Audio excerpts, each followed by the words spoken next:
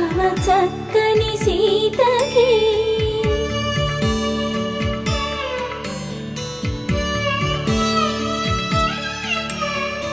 ఎర్ర జాబిలి చేయి రాముడేడని అడుగుతుంటే చూడలేదని పెదవి